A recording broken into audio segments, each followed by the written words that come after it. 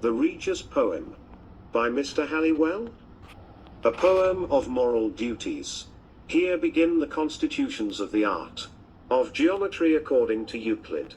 Whoever will both well read and look, he may find written in old book, of great lords and also ladies, that had many children together, certainly, and had no income to keep them with, neither in town nor field nor enclosed wood, a counsel together they could them take, to ordain for these children's sake, how they might best lead their life, without great disease, care and strife, and most for the multitude that was coming, of their children after great clerks, to teach them then good works, and pray we them, for our Lord's sake, to our children some work to make, that they might get their living thereby, both well and honestly full securely, in that time, through good geometry.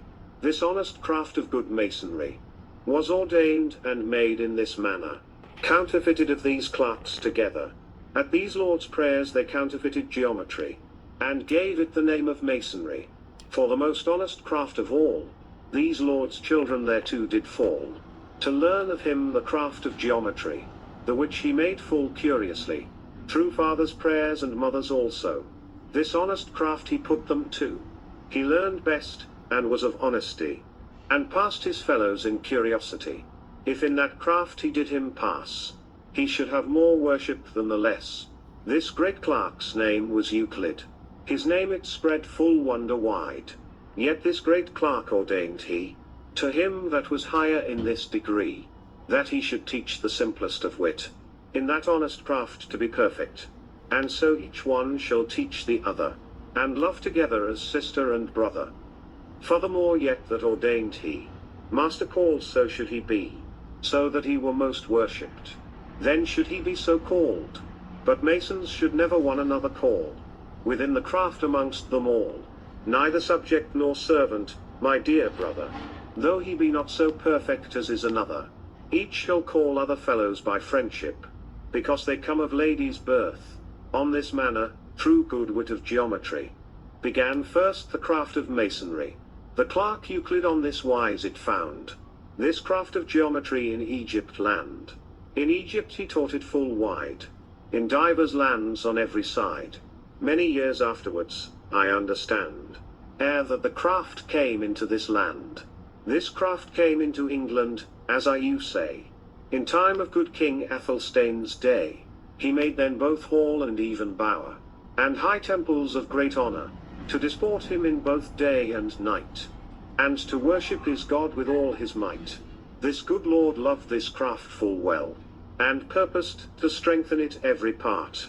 For divers faults that in the craft he found, he sent about into the land, after all the masons of the craft, to come to him full even straight, for to amend these defaults all, by good counsel, if it might fall, an assembly then could let make, of divers lords in their state, dukes, earls, and barons also, knights, squires and many more, and the great burgesses of that city.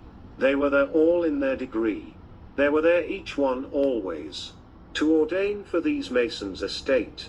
There they sought by their wit, how they might govern it. 15 articles they there sought, and 15 points there they wrought. Here begins the first article. The first article of this geometry. The master mason must be full securely, both steadfast, trusty and true. It shall him never then rue, and pay thy fellows after the cost, as victuals goeth then, well thou knowest, and pay them truly, upon thy faith, what they may deserve, and to their hire take no more, but what that they may serve for, and spare neither for love nor dread. Of neither parties to take no bribe, of lord nor fellow, whoever he be, of them thou take no manner of fee, and as a judge stand upright, and then thou dost do both good right, and truly do this wheresoever thou goest. Thy worship, thy profit, it shall be most. Second article. The second article of good masonry, as you must it here specially, that every master, that is a mason, must be at the general congregation, so that he it reasonably be told, where that the assembly shall be held, and to that assembly he must needs go, unless he have a reasonable excuse, or unless he be disobedient to that craft, or with falsehood is overtaken, or else sickness hath him so strong, that he may not come them among. That is an excuse good and able, to that assembly without fable. Third article. The third article forsooth it is, that the master takes to no prentice, unless he have good assurance to dwell 7 years with him, as I you tell, his craft to learn, that is profitable, within less he may no be able, to Lord's profit, nor to his own, as you may know by good reason. Fourth article. The fourth article this must be, that the master him well besee, that he no bondman prentice make, nor for no covetousness do him take, for the Lord that he is bound to, may fetch the prentice wheresoever he go.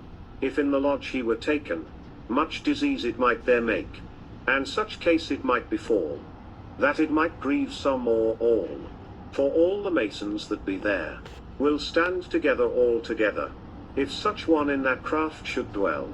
Of divers disease you might tell, for more ease then, and of honesty, take a prentice of higher degree.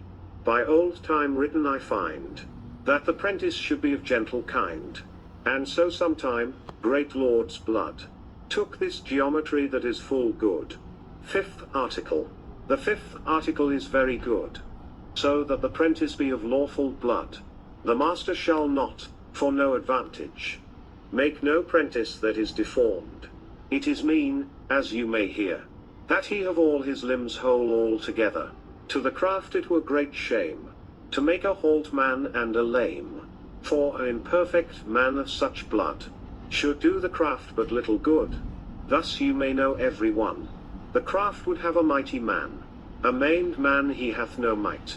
You must it no long ere night. Sixth article. The sixth article you must not miss, that the master do the Lord no prejudice, to take the Lord for his prentice, as much as his fellows do, in all wise.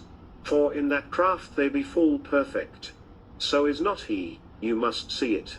Also it were against good reason, to take his hire as his fellows do. This same article in this case, judgeth his prentice to take less, than his fellows, that be full perfect.